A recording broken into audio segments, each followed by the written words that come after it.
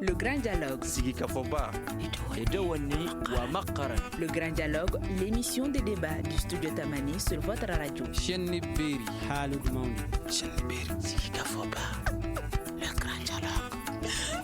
Du franc malien au franc CFA, qu'est-ce qui a changé dans l'économie malienne? C'est le thème central de notre grand dialogue de ce soir, une émission qui rentre dans nos séries de production sur le 22 septembre, date de l'indépendance du Mali. Le franc malien fut mis en place le 1er juillet 1962 dans la continuité de la logique d'indépendance du pays. 22 ans après, cette monnaie a été remplacée par le franc CFA.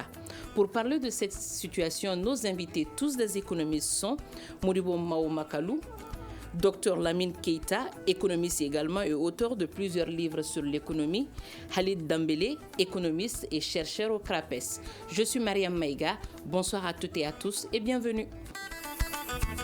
Le Grand Dialogue. La première question sera adressée à Modibo Mao Makalou. Comment se porte aujourd'hui l'économie malienne? L'économie malienne n'est pas très réduisante, mais elle vient de se sortir d'une passe un peu difficile avec la Covid. Comme vous le savez, il y a eu une récession en 2020 à cause de la crise multidimensionnelle que nous vivons, mais aussi de la pandémie sanitaire. Donc nous avons eu une croissance de -2 en 2020, alors que ces 30 dernières années, le taux de croissance économique moyen était d'environ 5%. Mais selon les estimations du ministère de l'économie et des finances du Mali, il semblerait qu'on puisse tabler sur environ 4% de croissance économique en 2021. Donc, mais évidemment, cela dépend des hypothèses sous-jacentes. Il faut une bonne pluviométrie, etc. Et que l'insécurité diminue et que aussi qu'il y ait la stabilité aussi des matières premières que nous exportons sur le marché international. Halid Dambélé, votre regard sur l'économie malienne aujourd'hui? Il est évident qu'aujourd'hui, nous traversons une situation, à la suite de M. Magalou, une situation assez difficile, à l'instar de ce qu'on peut constater à travers justement l'économie mondiale. Il a évoqué la crise de Covid, son impact n'est pas spécifique au Mali, mais il faut reconnaître que d'un pays à un autre pays, les spécificités internes font que les conséquences économiques dans l'observation sont beaucoup plus graves d'un pays à un autre pays. Donc il est évident qu'aujourd'hui, l'heure est à une nouvelle construction, à une nouvelle application d'une vision qui pourra nous permettre justement de poser ce qu'on appelle les vraies bases d'un bon développement économique. Donc l'heure est vraiment à la réflexion. Sinon, difficilement, je ne pense pas que la situation est aussi satisfaisante. La situation n'est pas satisfaisante également pour vous, Dr Lamine Keita? Bien, bonjour madame, bonjour monsieur. En fait, la question elle est excessivement précise, mais la situation est assez complexe en même temps. Et comme on l'a déjà dit avant moi, le contexte international de crise qui est là, donc on en prend une partie parce qu'on est lié au reste du monde. L'autre aspect également, c'est que de manière spécifique, nous connaissons une crise interne. Le Mali est en situation de guerre. Et ça aussi, c'est quelque chose qui bloque les anticipations. Quand on n'est pas tranquille, on ne peut pas envisager l'avenir avec beaucoup de sérénité. Le projet que les gens veulent faire, ils vont le tasser un peu en attendant de voir plus clair.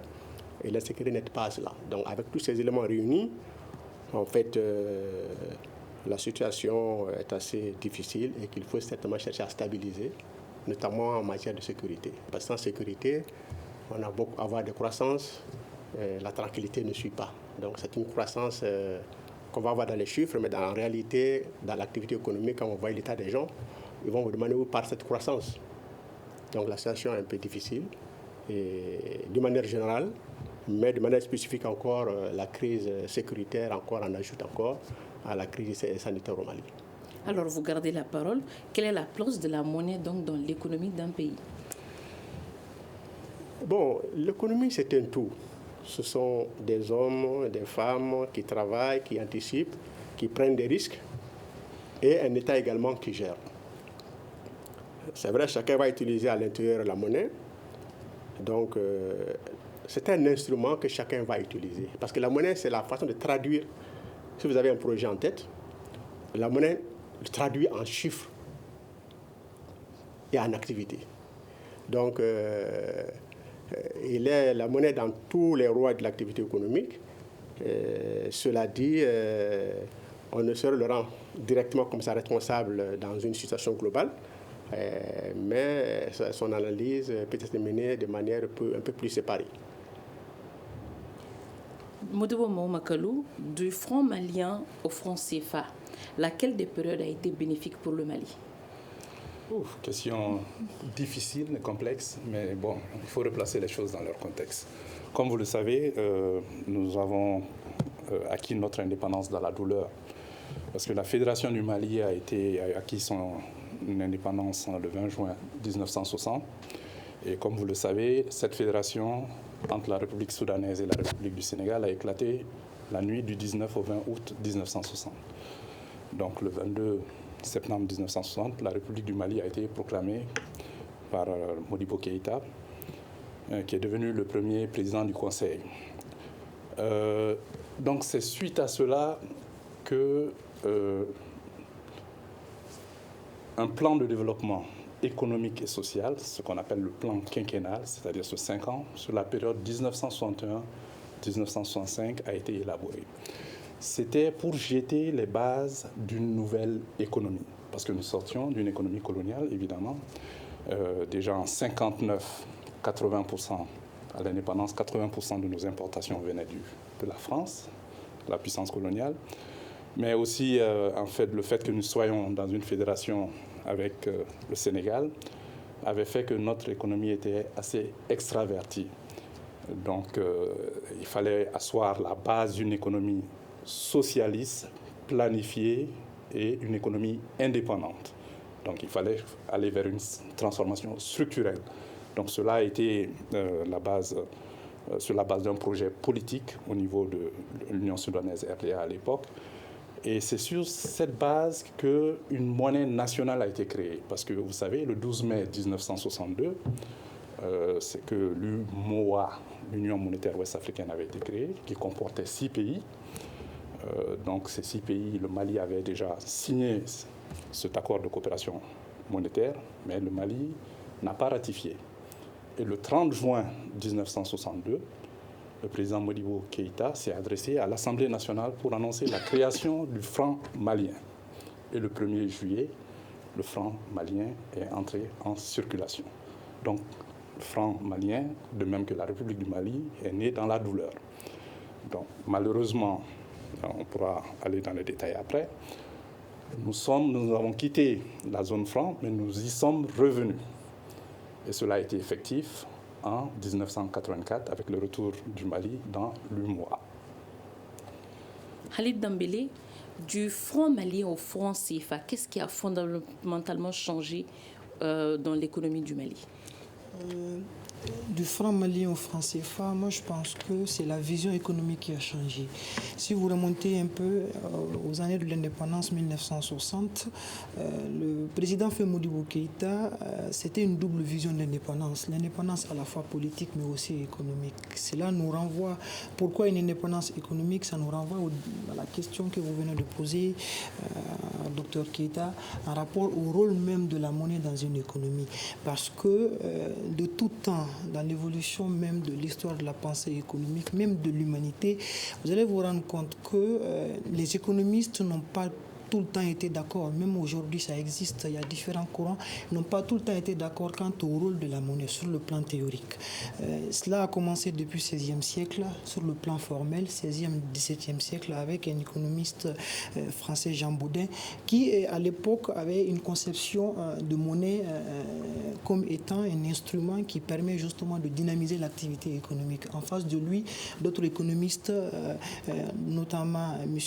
Malestroit, lui, il pensait le contraire. Du XVIIIe siècle, cette confrontation idéologique continuait. Jusqu'à 19e, 20e siècle, les choses ont commencé à se cristalliser et on se rend compte qu'il y a deux blocs qui se dégagent aujourd'hui. Le bloc de ceux-là qui pensent que la monnaie a une vraie fonction dans l'économie, la monnaie a une fonction motrice dans l'économie, la monnaie permet avec un bon mécanisme de système monétaire de relancer l'activité économique, et ceux qui pensent que oui, la monnaie, on l'a réduit tout simplement à un simple instrument d'échange point. Donc vous avez les keynésiens d'une part et les classiques d'autre part. Modibo Keïta, pourquoi ce rappel historique par rapport au rôle de la monnaie? Parce qu'il voyait en cet instrument-là, au-delà de l'aspect politique, souveraineté, parce que oui, la monnaie est une institution, cela est démontré aujourd'hui, c'est un élément de souveraineté, mais au-delà de tout cela, sur le plan économique, la monnaie peut jouer un rôle déterminant dans ce qu'on appelle la croissance et le développement économique. Donc, 1962, 1963, 64, c'était une vision de développement économique fondée sur ce qu'on appelle une vision de la conception interne acceptée de la monnaie.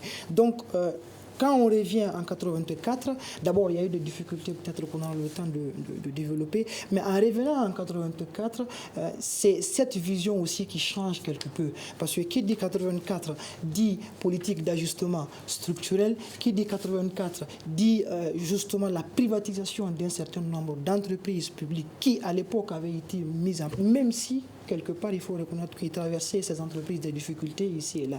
Donc, qu'est-ce qui a changé? C'est la vision même quant au développement économique qui a changé. De 60 à 68, il y avait une vision de développement économique clairement définie. On savait pourquoi, même si les choses n'ont pas marché comme il le fallait. Mais oui, aujourd'hui, force est de reconnaître qu'il est très difficile de dire voici un plan de développement cohérent.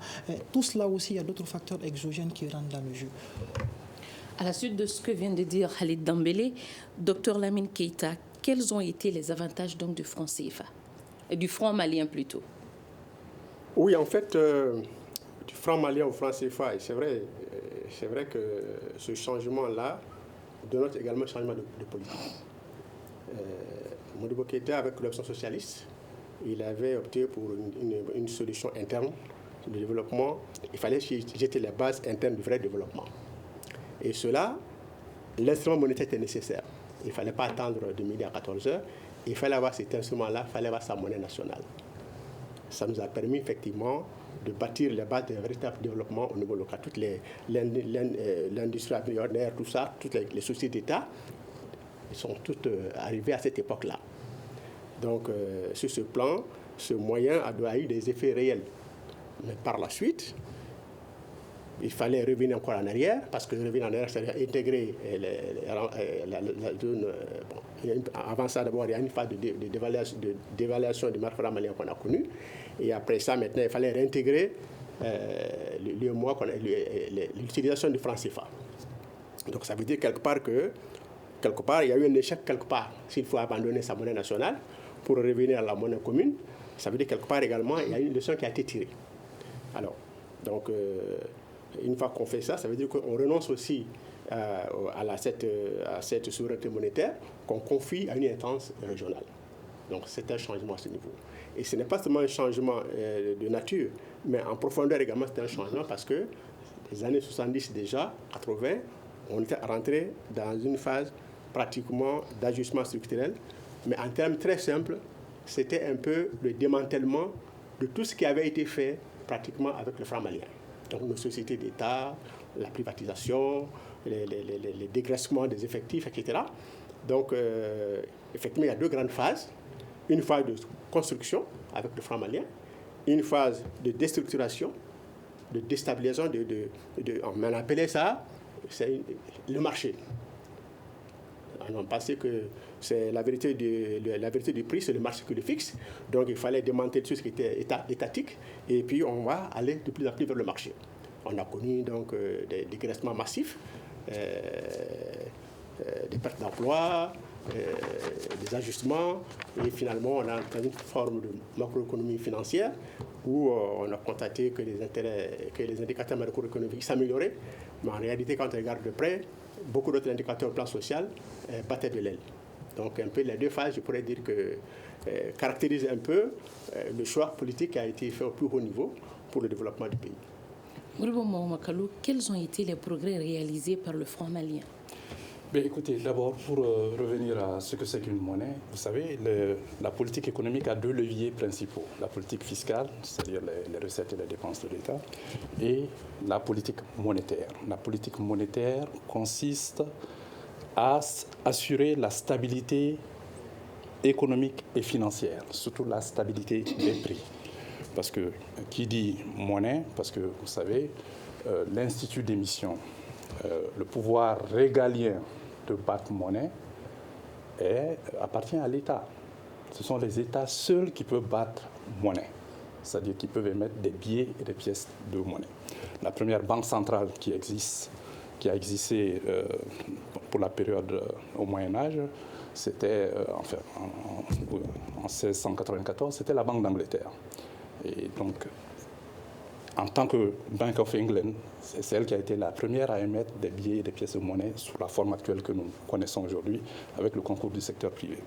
Mais maintenant, l'institut d'émission, la Banque centrale, a un objectif spécifique, c'est-à-dire c'est d'assurer l'ajustement externe, l'équilibre de la balance des paiements.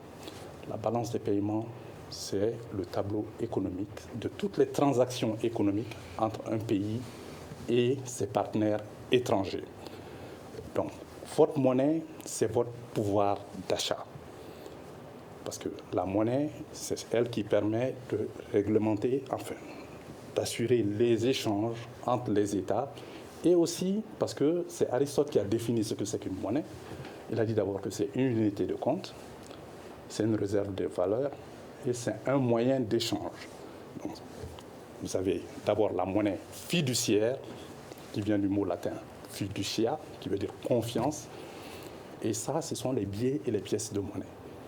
Parce que quand on vous donne 1000 francs CFA aujourd'hui, la Banque centrale promet de payer 1000 francs, cette valeur en 1000 francs CFA. Mais ça ne veut pas dire que ce billet vaut 1000 francs CFA. Donc c'est parce que nous avons confiance en notre Banque centrale, en sa qualité d'institut d'émission, que nous acceptons que cette valeur fait 1000 francs. Mais aussi vous avez la monnaie scripturale, ça veut dire en écriture, qui est la monnaie électronique. Ce sont les dépôts en vue. C'est la monnaie électronique, c'est le e-money, ce sont les crypto-monnaies. Mais tout cela est réglementé par les écritures.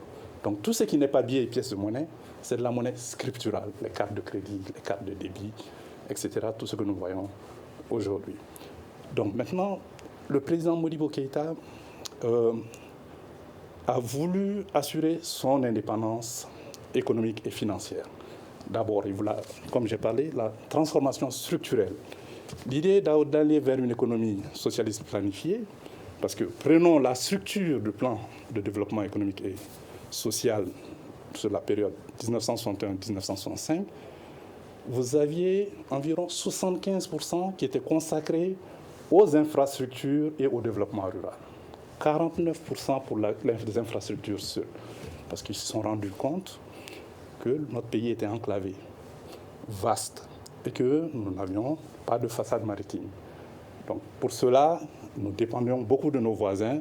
C'est pour cela que le Mali a toujours prôné la fédération, parce que nous n'avions pas de port. Mais aussi, il y a quand même eu l'accent sur les ressources humaines, mais il y avait des difficultés structurelles. Est-ce que vous saviez qu'à l'indépendance, il n'y avait que 15 cadres supérieurs au Mali? Donc, ce sont des coopérants et d'autres personnes qui sont venues assister le gouvernement du Mali dans le cadre de la coopération économique pour mettre en place ce plan avec, évidemment, la direction politique de l'Union soudanaise, RDA. Et pour cela, il fallait une monnaie nationale. Et donc, ce plan de développement économique et social tablait sur un objectif de 8%. Malheureusement, il n'a réalisé que 2,3%. Parce que l'idée, c'était de faire la substitution aux importations. Puisque je l'avais dit précédemment, 80% de nos importations, c'est-à-dire ce que nous achetons à l'extérieur, venait de la puissance coloniale. Donc il fallait voir ce que nous pouvions produire. Donc une quarantaine de sociétés et entreprises d'État ont été créées. Mais malheureusement, il y a eu des difficultés au niveau de la gestion et qui ont conduit à des difficultés économiques, politiques et sociales par la suite. Donc le franc malien, qui au départ était une aubaine, finalement a été un fardeau par la suite, parce que le pays était lourdement endetté.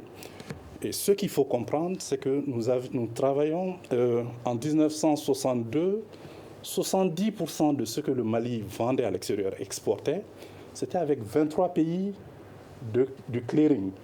Clearing, ce sont les pays d'obédience socialiste. Bon. Et notre monnaie n'était pas convertible. Donc ça posait un problème structurel et qui a connu son point d'orgue avec la signature des accords franco-maliens en février et décembre 1967. Khalid Dambélé, les devises du franc CFA sont garanties par la France, si je ne me trompe pas. Comment ça se faisait donc avec le franc malien? En fait, à l'époque, avec le franc malien, on avait un accord avec les Tchèques qui était effectivement d'inspiration, on va dire, communiste, socialiste, mais aussi la Bulgarie aussi, mais aussi et surtout un certain nombre de pays qui appartiennent à l'Union soviétique. Donc ce sont ces pays-là qui, tant bien que mal, nous aidaient avec des conditions de prêt, avec des conditions de garantie et autres. Mais il se trouve que oui, ce contexte international aussi était, on va dire, dominé par ce qu'on appelle une confrontation de guerre froide entre ceux-là qui appartenaient un peu aux États-Unis d'Amérique, la France et ses alliés, mais ceux-là aussi qui appartenaient un peu à la Russie. Donc à un moment donné, ces mêmes pays, la Tchécoslovaquie et les autres pays qui nous assistaient, ont commencé à avoir des difficultés, notamment dans les années 63-64. C'est ce qui a posé réellement un problème dans l'accompagnement. Et les prêts que nous effectuons avec ces pays-là, le taux d'intérêt de ces prêts ont commencé à augmenter. Et l'activité économique à l'interne n'étant pas capable de créer suffisamment de richesses pour payer ces prêts-là, cela a posé un véritable problème à ce niveau-là. Mais maintenant, pour revenir à pourquoi ça n'a pas marché, parce que c'est important. Moi, je pense que nous devons comprendre que Modibo Keïta n'a pas été le premier président à vouloir quitter de la zone franc ou à vouloir créer sa monnaie. Depuis 1948, le Liban s'en est allé. En 1956, le Maroc a plié son bagage. En 1963, l'Algérie s'en va. Madagascar, la Mauritanie, ils s'en vont. Aujourd'hui, la zone franc notre zone franc est la seule et unique dans sa conception. Cela pose un véritable problème. Donc c'est pour dire que Modibo, ce n'est pas par orgueil ou ce n'est pas par mauvaise anticipation. Ça n'a pas réussi parce qu'il y a eu effectivement des actions qui ont été entreprises dans ce sens-là. C'est ce qui a posé ce problème-là. Maintenant, aujourd'hui, nous sommes dans un système qui a été fondé depuis 9 septembre 1939. Nous sommes aujourd'hui en 2021, à peu près 82 ans, avec une économie, on va dire, qui traîne toujours, des populations qui végètent dans la pauvreté. C'est ce qui m'amène directement à l'objectif quand même fixé par l'institution qui prétend assurer justement la gouvernance de cette monnaie-là. Vous avez aujourd'hui la BCEAO qui a un objectif de stabilité de prix. C'est bien. Quand le consommateur estime que son prix est stable, ça augmente son pouvoir d'achat, il peut effectivement acheter tellement de choses pour justement satisfaire ses besoins. Mais laissez-moi vous dire que nous sommes dans une zone économique et monétaire dont l'enjeu dépasse la stabilité du prix. La population de l'UEMOA, c'est chaque 25 ans que ça se dédouble.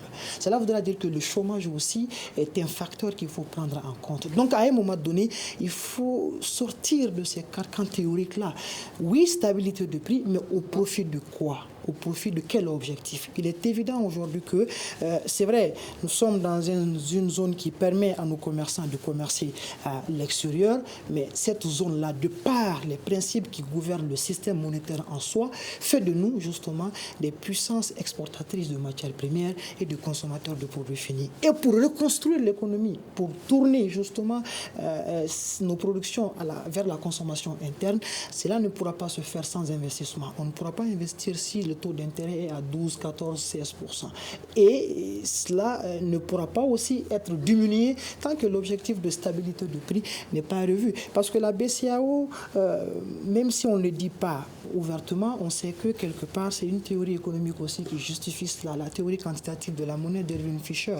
Vous ne voulez pas que la masse monétaire cause l'augmentation du prix, il faut réduire cette masse-là. Donc ils augmentent le taux d'intérêt qui va augmenter le taux de prêt au niveau des banques commerciales et décourager l'investissement avec un taux de chômage à 2 chiffres dans la plupart de nos pays. Donc, je me dis qu'à un moment donné, cette zone-là, même si oui, l'époque franc-malien nous laisse sur notre faim, ça n'a pas marché, on regrette pour des raisons qu'on connaît maintenant, mais je pense qu'aujourd'hui, la zone franc aussi n'est pas trop enviable.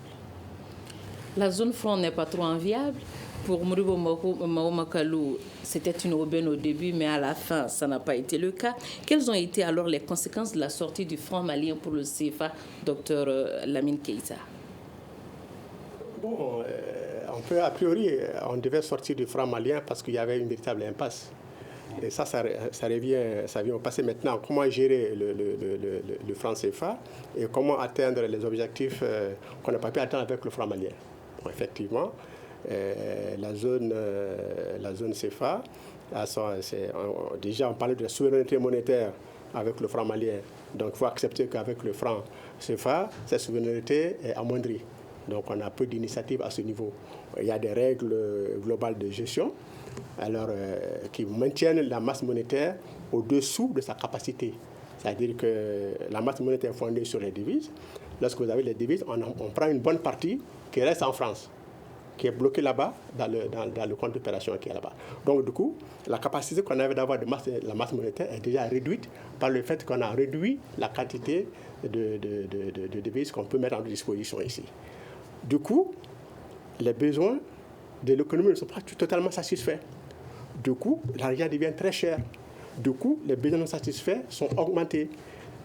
Du coup, l'objectif de stabilité, si on a une capacité très faible, si on utilise sur leur vraie capacité les potentialités de l'économie, on a une stabilité, mais qui est dangereuse. Quand vous regardez cette stabilité-là, vous allez voir que c'est une stabilité de la pauvreté, en fait, parce que quand vous regardez l'UEMOA, par exemple, le meilleur pays de l'UEMOA, c'est la Côte d'Ivoire, du point de vue de ses performances économiques. Mais quand vous regardez le classement mondial, ce meilleur élève-là, et le dernier, c'est pratiquement dans les 25 derniers pays du monde, en termes de développement humain durable. Donc ça veut dire qu'il y a un problème. S'il y a un problème au niveau de la zone franc, ce n'est pas uniquement au niveau du Mali, c'est au niveau de la zone elle-même. C'est une zone qui est maintenue dans une situation de pauvreté. Cette stabilité rime avec la pauvreté finalement. Donc il y a un problème à ce niveau-là. Alors, vous gardez la parole. Qu'est-ce qui explique que durant cette période du franc malien, avant notre rentrée dans le franc CFA, que la monnaie a perdu jusqu'à 50% de sa valeur? Oui, le franc malien est né dans la douleur. D'abord, il y a une première scission avec l'ancienne puissance coloniale. Et puis, le Mali devait concevoir une économie entourée de ses voisins qui sont encore dans l'obédience de l'ancienne coloniale. Donc, l'environnement n'était pas propice pour le Mali. Donc, alors qu'il faut échanger avec ses voisins, étant un pays encore assez enclavé. Mais malgré tout, le Mali atteint beaucoup de ses objectifs de développement. Mais à la fin, effectivement, avec la limite des accords qu'on avait avec les pays partenaires, il fallait finalement régler le problème du financement qui a obligé le Mali à revenir en arrière pour intégrer finalement la zone franc. Donc le fait qu'on ne pouvait pas continuer dans notre lancée avec le problème d'endettement qui était posé, le problème de financement qui était posé, il fallait trouver d'autres solutions, d'où notre entrée, notre retour avec les anciens partenaires. Donc c'était un peu comme ça. Donc, la première étape a atteint ses limites, il fallait trouver une autre solution. Cette solution aussi est là, on est là-dedans, mais en réalité, on n'a pas les objectifs qu'on attend parce que le développement qu'on attend, la pauvreté qu'on voulait combattre, elle est toujours là présente et en masse. Donc, en gros, je peux dire que sur ce plan, cet objectif, il reste commun à atteindre pour l'ensemble des pays de la zone franc. Cette dévaluation du franc CFA, Halid Dambélé, est venue d'où? Non, il faut reconnaître qu'une monnaie aussi doit être supportée par une économie. En fait, de 60 à 68, pourquoi ça a échoué? Parce que l'économie malienne n'a pas été suffisamment forte pour supporter la monnaie, pour des raisons à la fois internes et aussi externes. Pourquoi dévaluer la monnaie à l'époque? Parce que nos économies, ou les économies de l'UEMOA étaient confrontées à ce problème de ralentissement de l'activité économique. À un moment donné, vous savez, en économie, quand une monnaie n'est pas demandée, à travers justement la vente de ces produits, la monnaie s'appauvrit, la monnaie perd sa valeur à un moment donné. C'est ce qui s'est passé en réalité, parce que nos économies sont faibles, parce que nos économies jusqu'à aujourd'hui sont, on va dire, à un stade d'insertion primaire au niveau du commerce international. Cela voudra dire quoi? Cela voudra dire que nous échangeons que des matières premières qui ne créent pas assez de chaînes de valeur, qui ne créent pas assez de recherche, ce qui fait que la monnaie n'a pas assez de valeur. Une monnaie qui n'est pas réclamée, qui n'est pas demandée, forcément cette monnaie-là perd sa valeur. Donc la dévaluation, quelque part, vient de là-bas. Aujourd'hui, pourquoi ça continue qu'on ne trouve pas une solution pour rendre l'économie plus forte afin que la monnaie puisse avoir cette puissance-là? Tout simplement parce qu'encore une fois, nous sommes dans un système monétaire. Aujourd'hui, le débat, ce n'est pas le franc CFA en soi, ce n'est pas l'appellation qui compte, mais les mécanismes qui gouvernent le système dans lequel nous trouvons aujourd'hui. Je pense que ce sont ces mécanismes-là qu'il faut questionner. Les principes de parité fixe, le principe de convertibilité illimitée et le principe de libre transférabilité au sein de la zone. Ces principes-là, on a beau crier sur tous les toits en nous disant que oui, ce sont des principes qui justement maintiennent la stabilité. Je pense que cette stabilité est une stabilité de façade. Exemple, vous prenez par exemple la maîtrise de l'inflation. La BCEAO, à travers ses différents communiqués, dit avoir maîtrisé l'inflation. Pourtant, dans nos différents pays, la cherté de la vie, tout le monde crie. Pourquoi? Parce que dans le panier, j'ai l'habitude de le dire dans mes interventions anciennes, dans le panier qui permet justement à la BCEAO de calculer l'inflation, nos produits de consommation quotidien ne fait pas partie de ces paniers-là. Un, de deux, la puissance publique n'a pas les moyens justement de contrôler les prix plafonds-là qu'on fixe sur le marché et de faire respecter ça quotidiennement. Ce qui fait qu'il y a un taux d'inflation qui est là, qui se dit être maîtrisé, mais quelque part, la population en bas souffre parce que, encore une fois, le mécanisme en soi n'est pas bien adapté. Quand on vient au niveau de ce qu'on appelle la transférabilité, moi je pense que c'est ce qu'on appelle un trompe-l'œil. Pourquoi? Parce que ce principe de transférabilité devrait permettre au moins à des économies, c'est ça l'intérêt d'une union économique et monétaire. Quand on se met en union économique et monétaire, c'est pour pouvoir beaucoup échanger entre nous. Mais figurez-vous qu'aujourd'hui, seulement 16% des échanges entre pays sont intra-UEMOA. Ça veut dire quoi? Ça veut dire que les pays de l'UEMOA commercent plus avec l'extérieur qu'entre les pays de l'UEMOA. Et même pourquoi? Parce que nous sommes plus des substituts que des compléments. Ce qui voudra dire que l'économie doit être transformée. Il faut des réformes structurelles. Et cela ne peut pas se faire sans financement. On ne peut pas aussi ouvrir ces ventes de crédit tant que, justement, la BCEAO ne décide pas à un moment donné d'injecter de la masse monétaire au niveau des banques commerciales et afin de faire baisser, justement, le taux d'intérêt. Je pense que nous sommes à ce niveau-là aujourd'hui. L'économie va mal parce que le système monétaire, quelque part, est biaisé. L'économie va mal, le système monétaire est biaisé. Comment rendre notre économie forte, Modibo Mamakolo? Je vais revenir un peu en arrière, puisque vous m'aviez sauté. Merci. Voilà. Donc, il faut dire que toute théorie, la validité de toute théorie doit être démontrée par les données de l'observation. Les banques centrales sont des instituts d'émission. Mais attention, il ne faut pas tout mélanger. Il y a des banques centrales qui sont indépendantes et il y en a qui ne le sont pas. Au niveau de la politique monétaire, c'est l'autorité politique qui détermine qui va gérer la banque centrale. Et au pire des cas, la banque centrale est chargée de mettre en œuvre la politique monétaire des autorités politiques. Donc, pourquoi il faut séparer ces deux? Pourquoi nous avons des banques centrales indépendantes? C'est pour s'assurer qu'il n'y ait pas d'ingérence politique. Quand on appelle le gouverneur pour dire fais ceci, fais cela, on n'a pas une banque centrale. Donc, quand une banque centrale est indépendante, elle détermine sa politique à moyen et à long terme et elle assure la stabilité des prix. Toutes les banques centrales au monde font cela. L'Union européenne a une politique de ciblage de 2% d'inflation. C'est la première zone monétaire au monde. La Federal Reserve a un objectif de ciblage de l'inflation. La Banque de Chine a une politique de ciblage de l'inflation. Ça, ce sont les trois plus grandes économies au monde. Donc, les plus grandes comme les plus petites ciblent l'inflation parce que l'inflation est un phénomène monétaire. C'est ce que Milton Friedman a dit. Et c'est ça la réalité des choses. Parce que quand vous injectez de l'argent dans l'économie et que les biens et les services ne suivent pas, il y aura trop de monnaie pour trop peu de biens et de services. Donc ça va augmenter l'inflation. Quand il n'y a pas assez de monnaie dans l'économie, pour les biens et services aussi, vous allez créer une récession.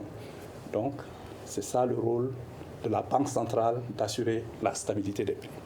Maintenant, pour revenir à comment relancer nos économies, mon problème avec les banques centrales, surtout avec notre banque centrale, comme on le dit, c'est qu'en réalité, au niveau politique, en vision politique, nous avons manqué d'élaborer des politiques industrielles. Ce n'est pas la BCEAO seule. Vous prenez les 54 pays africains. Pourquoi l'Afrique, si vous prenez la zone franc, les 8 pays de l'Afrique de l'Ouest, les 6 pays de l'Afrique centrale, plus les Comores, ça fait 15. Et puis si vous ajoutez le Cap-Vert, qui a un accord de coopération monétaire avec l'euro aussi, l'escudo, à une parité fixe avec l'euro, donc vous en avez 16. Sur les 54 pays africains, pourquoi nous faisons que 2% des exportations transformées à valeur ajoutée, alors que nous avons 17% de la population mondiale? Ce n'est pas la monnaie, c'est le manque de vision politique, c'est le manque d'élaboration de politique industrielle. Si vous prenez les pays asiatiques, prenons même la Chine récemment, avec Deng en 1979, il a élaboré une politique industrielle. Comment faire en sorte que nous créons davantage de valeur ajoutée dans nos pays? Le Mali a les 90% de nos recettes d'exportation sont l'or, le coton, les animaux vivants. Combien de valeur ajoutée nous créons? Zéro. Zéro. Ça, ce n'est pas à cause du franc CFA. Ça, c'est parce que nous n'avons pas travaillé dans ce sens. Et nous produisons les mêmes produits entre nous, donc nous n'échangeons pas assez. Donc c'est pour cela, avec la zone de libre-échange continentale, il va falloir que nous réfléchissions à comment faire l'intégration par la production pour que les Africains puissent commercer entre eux, parce que nous allons avoir un marché de 1,4 milliard de consommateurs, le plus grand marché unique au monde. C'est une opportunité pour nous Africains, non seulement d'accroître notre productivité, mais aussi de diversifier notre production et de la transformer. Quand nous la transformons, nous avons plus de valeur ajoutée, nous créons davantage d'emplois décents, et ça fait que nous pouvons améliorer les conditions de vie de nos populations. Mais nous ne le faisons pas encore, et il va falloir qu'on s'y attelle.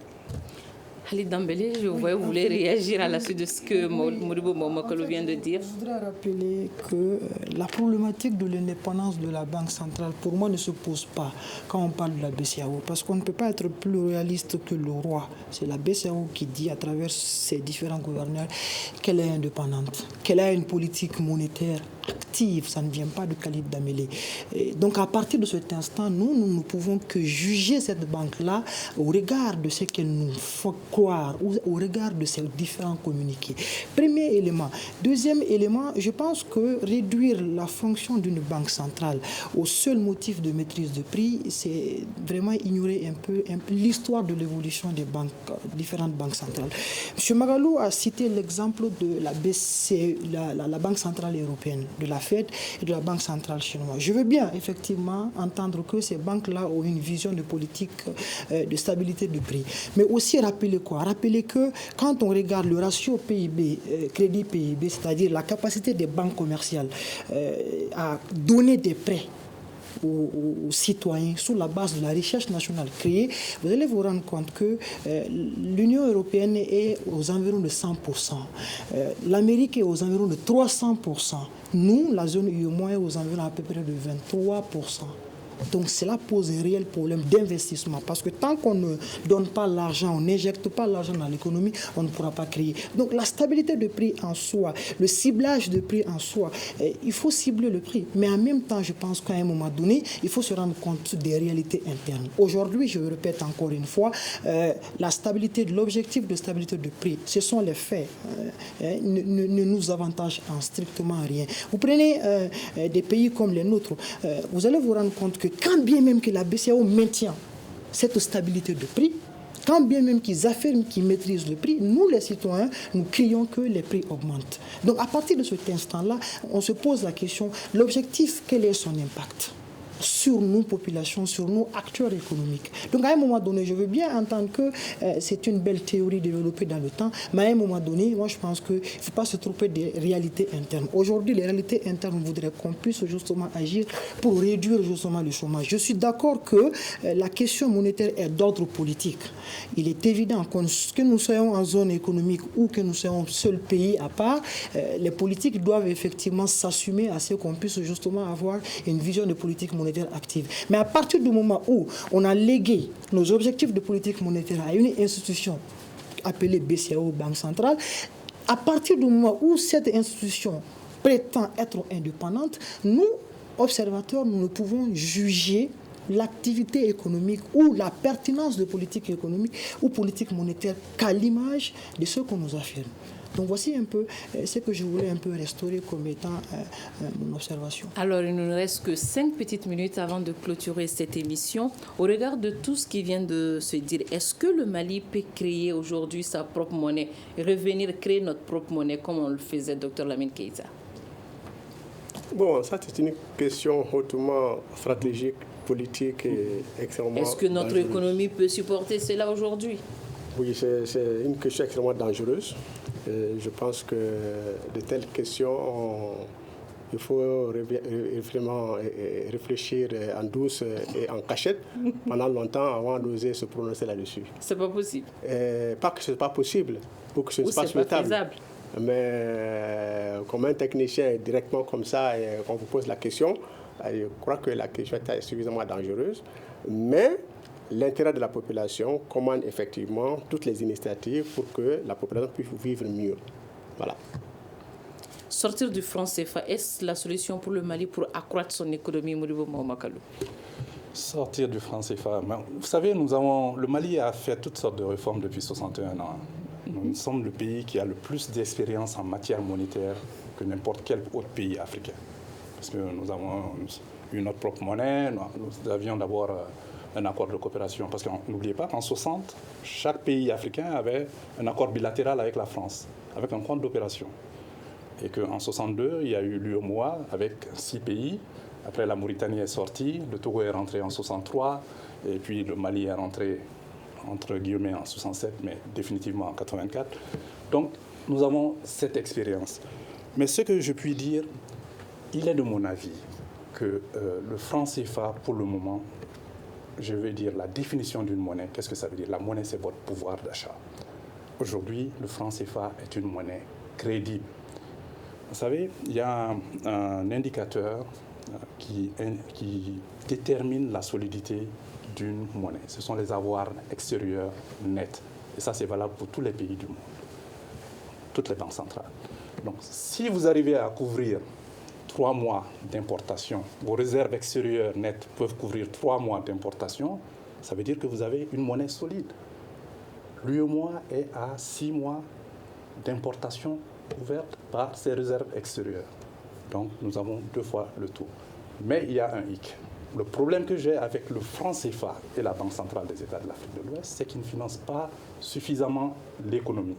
Parce que, est-ce que vous savez que le taux directeur, c'est-à-dire le taux auquel la Banque centrale prête aux banques commerciales, est de 2%. Et vous et moi, nous obtenons les crédits de la banque à 8, 10, 15, 20% dans les microfinances. Ce n'est pas normal. C'est là que la volonté politique doit agir. C'est là que je dis que nos autorités politiques, parce que le gouverneur, c'est un fonctionnaire. Quel est l'instance dirigeant de la BCEAO? C'est la conférence des chefs d'État et de gouvernement. C'est qui ces personnes? Ce sont ceux qui nous dirigent. Qui les met en place? En théorie, c'est nous.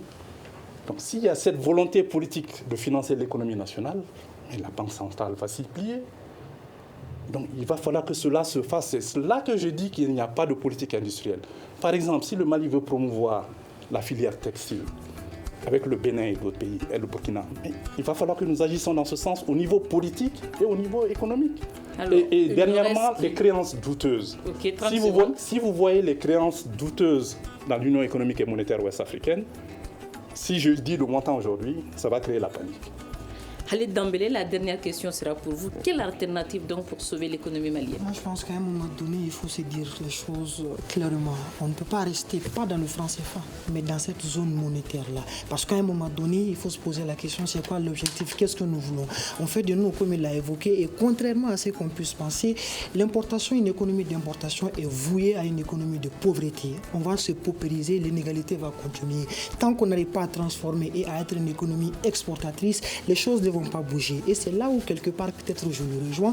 À un moment donné, je pense que la Banque centrale doit comprendre que l'enjeu, c'est le financement. L'enjeu, c'est la relance de l'activité économique. L'enjeu, c'est comment diminuer le chômage. Et en cela, le Mali seul ne pourra pas. Notre économie, de par sa structuration actuelle, on ne pourra pas supporter la mise en place d'une seule monnaie qui est propre à nous. Mais je pense qu'avec une dynamique globale, on a commencé avec la ZLEC, zone de libre-échange continentale. Espérons que, à travers cela, les politiques et les dirigeants des banques centrales vont s'assumer. Merci beaucoup Khalid Dambélé, c'est ce qui met fin à cette émission du Grand Dialogue. Ils étaient là avec nous, tous des économistes, Modibo Mahamadou, Dr Lamine Keïta, Khalid Dambélé, je suis Mariam Maïga, à la régie vidéo son, il y avait Peting Diarra et Nouhoum Djiré. Cette production rentre dans le cadre du 22 septembre, date de l'indépendance du Mali. Merci à toutes et à tous et à la prochaine. Le Grand Dialogue. Le Grand Dialogue, l'émission des débats du studio Tamani sur votre radio. Shenni Beri Halud Mauni. Shenni Beri Sigi Kafoba.